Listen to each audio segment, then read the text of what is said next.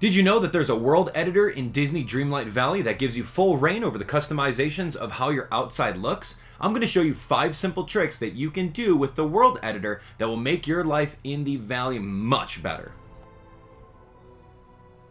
What's happening, everyone? It's Abdallah here with another awesome Disney Dreamlight Valley tips and tricks tutorial video. Today's video is showcasing exactly how to use the world editor in order to make your job so much easier. Trust me, these simple hacks are going to change your gameplay entirely. And that's one of the greatest things about Disney Dreamlight Valley is that you have full customization of how you want your overworld to look like. And it's all grid based. So anyway, thanks so much for watching our tips and tricks tutorial video. If you enjoy all of these gameplay videos and tips, by all means, definitely look into the playlist for even more. We've got a couple of them that I'll show you guys right on screen over here that I want you to take a look at, including some beginner tips and ways of maximizing money. Let's get this tutorial started with a little bit of context of how exactly to access the world editor and what you can and cannot do with it. Once we're done with that, we'll go into the 5 hacks that are going to help you out. So right off the bat, grab your menu button right over here. On PC, it's going to be the Y key. Right over here, head on over to your furniture tab, and once you can, close that furniture tab, and then you'll have access to the world editor. Using your right stick, you'll be able to move the camera. Using the left stick, you can move your hand cursor. If you hold down the right trigger and then move the left stick, you can pan and zoom in and out of your entire valley. This is as far as you can go.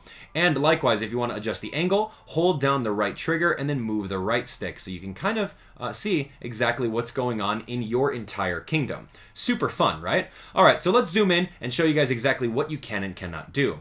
So there's going to be different items in the game that you can grab, such as these flowers or any other kind of item that's on the ground that you would normally be able to pick up. And by pick up, I mean pick up, and I don't mean harvest. You can see over here that we have some of these spices that are growing over here, so you can't pick those up, unfortunately.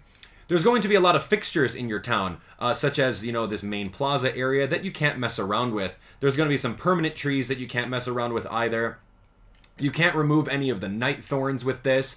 Anything that requires a tool or stamina in order to get rid of, you really can't deal with that. Okay, our first tip is going to be all about the fruit trees within the game. Yeah, the fruit trees are a great source of easy stamina, and it's a great source of money within the game. So if you take a look right over here, click on your menu, and then you'll be able to see all the different fruit trees that are floating around in your map simply by having this little apple icon over here. There's a few of them on the beach, there's a few of them over here. They're all over the place within the overworld. So what I want to challenge you guys is to find ways of moving them so it makes harvesting a lot easier. Case in point, right over here, as you can see with my little house area, I've got a lot of different crops growing, and if I ever want to harvest some items, all I have to do is head on over here, and since I grabbed all the apple trees, I put them right next to each other. Same thing with the bananas. I'm all set with that. So how you're going to be able to do that is go over to the World Editor tool, head over to Y. You can see that I'm looking for the banana trees. If you guys are pretty early in the game and you don't have access to the beach, you can actually steal these banana trees really early on in the game. So here's a banana tree right over here. All I have to do is press the A button to grab it, and we're going to drag it all the way back home in a way that's going to be a lot easier for us to harvest whenever those are ready. So I'm going to put that right over there, and as you can see, a banana tree that was out of my reach is now in my reach, and I can have that. So one of the things that I like to do in Disney Dreamlight Valley is, of course, harvesting all the fruit. You can make a lot of money off of it. But one of the things that is a lot easier is using all of these harvested raspberries or harvested blueberries, bananas, you name it, using this as a way of replenishing your stamina from all of the stamina used for every single one of these crops. And as you guys can see over here, as you're harvesting, you might get like the lucky version of like the glowing one.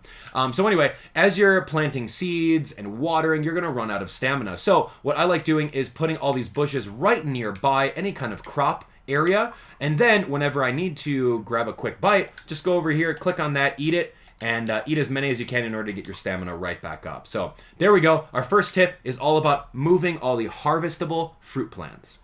So our next tip is going to be teaching you guys exactly how to clear all the debris so you get a nice view of exactly what you want to see within Dreamlight Valley. So case in point, as you can see over here in the meadow, I've cleared out a lot of the trees. Honestly, the trees are just blocking out a lot of different things in the ground. You won't be able to see all the different flower spawns. You might miss some of the mining areas. So honestly, go over through the editor, spend about like 15-20 minutes picking and choosing what you want in your area. As you can see over here on Dazzle Beach, if I didn't look twice, I didn't notice that there was a blueberry little bush right over here. So what I'm ultimately going to do is pick and choose what I want in this area. So if I want this palm tree, I'll keep it if I want. If not, I'm just going to get rid of it. Boom. Get rid of it. Do I need this little sign that points to that direction? No, I don't. Same thing with these paths. What you can do is click on a path, and then if you want to remove like a little square, you can press the X button. Likewise, if you want to remove the entire path, you can click and hold X, and then that path deletes itself. It's completely gone. So now you've got nothing but beach. Some of these rocks are landscaping rocks and not mineable rocks. So like, what's the point of it over there outside of decoration? Boom, I'm gonna get rid of it to make things look a lot easier and a lot cleaner. And if you ever want to bring any of those items back, you're not deleting them forever. You're just putting them in your pocket. Just keep in mind that some of these have names that are going to be exactly where they need to go. This is a large Dazzle Beach rock that you can only put on Dazzle Beach. Same thing with some of the trees, so be mindful of that. But honestly, one of the biggest tips over here that I have for you guys is really just clear out everything. Clear out everything so you get a better idea and a bigger bird's eye view of what's going on. And you can run a whole bunch of different crop lines over here and just really make it however you want to. All right, our next trick is going to be all about wood. Yeah. Softwood, hardwood, old wood, all the different wood in the game are going to be used for a lot of crafting, and if you guys are going through a lot of quests, you're going to need a ton of wood. Now, normally, under circumstances, trees are all over the map, and these little pieces of wood right over here are scattered all throughout. But what if I told you there's a way of getting them all in one central location so that you can simply put just walk around here in 2 seconds and pick up all the wood spawns? Yeah, absolutely. I'll teach you exactly how to do that. So as you guys can see over here, I'm in the Plaza right now. And in the Plaza, I only have 2 trees available. And as you can see, the trees spawn the woods. And since this Plaza biome really only has 2 trees, there's only going to be 2 spots in which that wood is going to spawn. So that is going to be my next trick for you guys, is really focus on the deforestation, as a way of putting it, within a certain area. So as you guys can see over here, this is the Forest of Valor. What I did over here was I removed every single tree that was over here. Everything. Even on the other side of these little stumps, I took care of absolutely every single one of them. And so, what I did was I grabbed just about 2 or 3 trees, and then you can see over here in this little area, is that just by having those 3 different trees, all of the wood spawns are literally in one singular location. So, of course, it's over time. Those get replenished, they respawn. But instead of me coming over here and trying to go all over the place in order to grind the hard wood by finding all of the random ones sprinkled throughout this entire area here, I've got it centrally located in 3 different spots. So this is going to be your best bet. Our next tip is going to be utilizing the Plaza in order to make it a gigantic neighborhood full of all the houses for you. Yeah, I talked to you guys earlier about making sure that you know that, hey, although Merlin's native house or his native biome is over there on the meadow, I moved him straight over here. Same thing with Anna's house. Same thing with Wally's, Goofy's. We've got Scrooge's. We've got Mickey's house. I put everyone in the Plaza here simply because, as you know, it's a plaza. You want to be able to group all of your villagers really close so that in the event that you're looking for them, odds are they're going to be right in this centralized area. Other than that, there's no native fruits or vegetables that grow in the plaza right over here as far as farming and gardening goes. So in case you guys didn't know, if you plant a specific crop in the area where it's from, i.e. we've got carrots over here for Goofies, we've got, carrots, you've got lettuce, those things, if you plant them in the same biome, they're going to grow a lot quicker than if you were to plant them in other biomes. So it doesn't make sense for me to grab carrots from this goofy stand that's in the meadows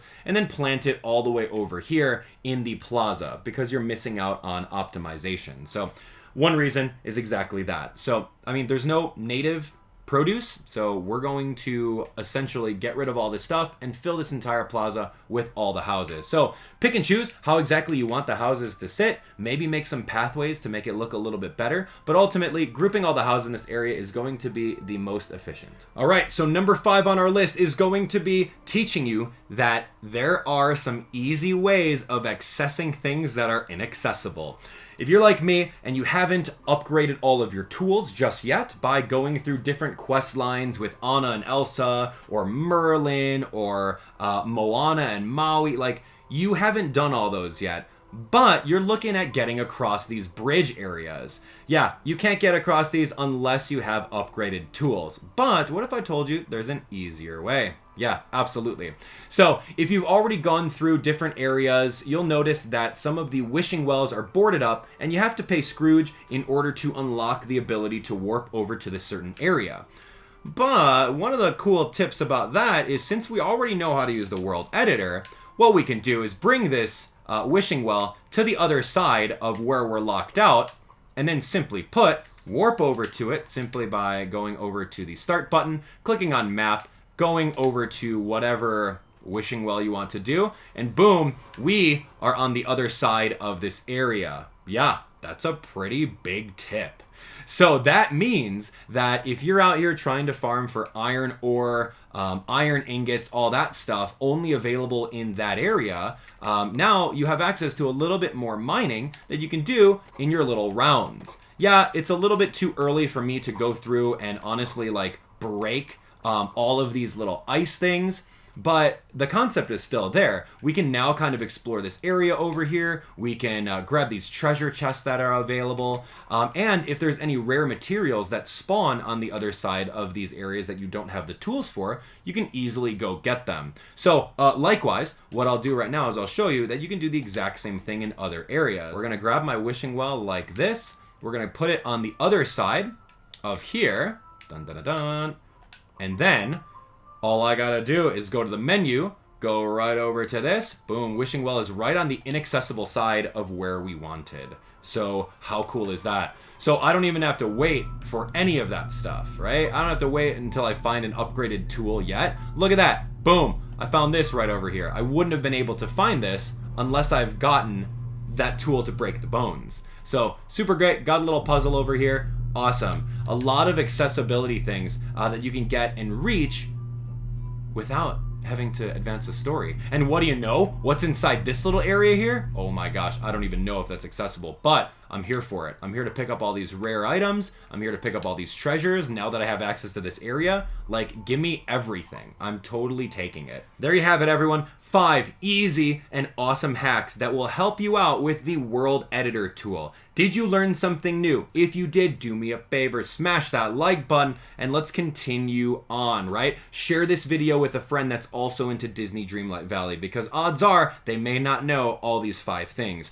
And as usual, thank you so much for enjoying the content. I'll be working really hard to make even more of it. So if you guys have a specific topic that you're curious about, let me know about it, and I'll add it to the list of ongoing content. We'll see you on the next one. Thanks so much for watching. Take care.